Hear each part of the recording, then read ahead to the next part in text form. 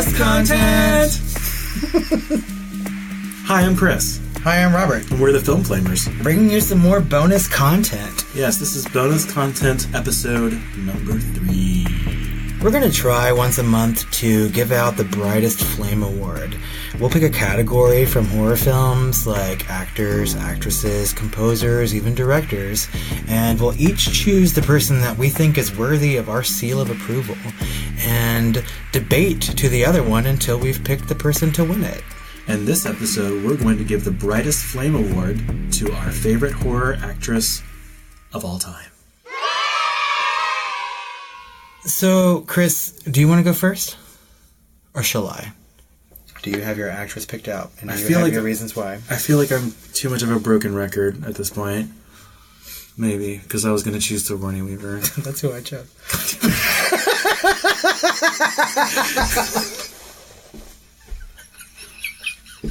Don't flick me off.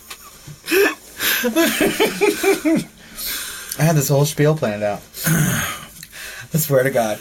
I spent like the whole last week, I was just like, well, she did this, and she carried this whole franchise, and I have no idea who you would have picked, but I was like Sigourney Weaver from the fucking get-go. Well, it's hard because I was thinking about Linda Blair, like who's grown up through like a whole series of stuff. I almost wanted to give it to the little girl in Poltergeist. She went through 3 Poltergeist movies before she tragically died. Right.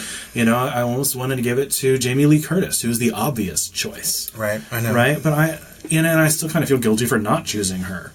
Honestly. So, why did you choose Sigourney Weaver? Because she carries an entire franchise of horror films. Films that have become, like, completely iconic in what we think of as sci-fi horror. But what makes her different from Jamie Lee Curtis in that aspect? Because I believe Jamie Lee Curtis has probably done more of them? No, Jamie Lee Curtis is not in every single Halloween movie. And I know that Sigourney Weaver is not in the latest Alien movies, but up until, like, Resurrection, she was in every single one of them as the same character. She lived in that character enough to be nominated for an Academy Award, which I totally fucked up on during our discussion of Copycat. I did not give her the props that she deserved for being nominated for Aliens. Yeah. I mean, and that's pretty impressive for an actress in a horror movie. Well, and it's also, like, I feel like Jamie Lee Curtis she's been in Virus, which was actually surprisingly okay. She was also in The Fog. Yeah, that's right, she was in The Fog. I mean, she's in multiple horror movies, but so is Sigourney Weaver. Sigourney Weaver was in Copycat. She pops up when you least expect her, like in Cabin in the Woods. Yep. She's just there. I mean, that movie was solely about horror movies, a love letter horror movies, and who did they pick to be the surprise person at the end? Sigourney fucking Weaver. Yeah. All right. Well, obviously you can tell that we had some trouble deciding between the two. But we decided in the end, especially given our first episode, to hand it over to Sigourney Weaver, who we will love forever. Endearingly. She gets the Brightest Flame Award for Best Horror Actress, at least maybe in this round. We can always come back to it at some point. Wasn't she also in that movie Paul? As, like, the big bad at the end. What the hell's Paul? Paul is a sci-fi comedy movie.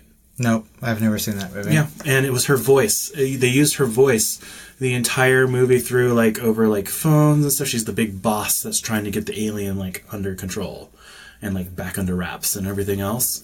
And in the end, it turns out it's Sigourney Weaver. And they even, like, say a line like, "Get away from him, you bitch." Oh my god, now I have to watch this movie. Yeah. This whole, like, last couple weeks, and I'm trying to think about who I wanted to nominate and why, I kept thinking about Working Girl for some reason, and singing that damn Carly Simon song from that movie, so I should have spent more time watching that.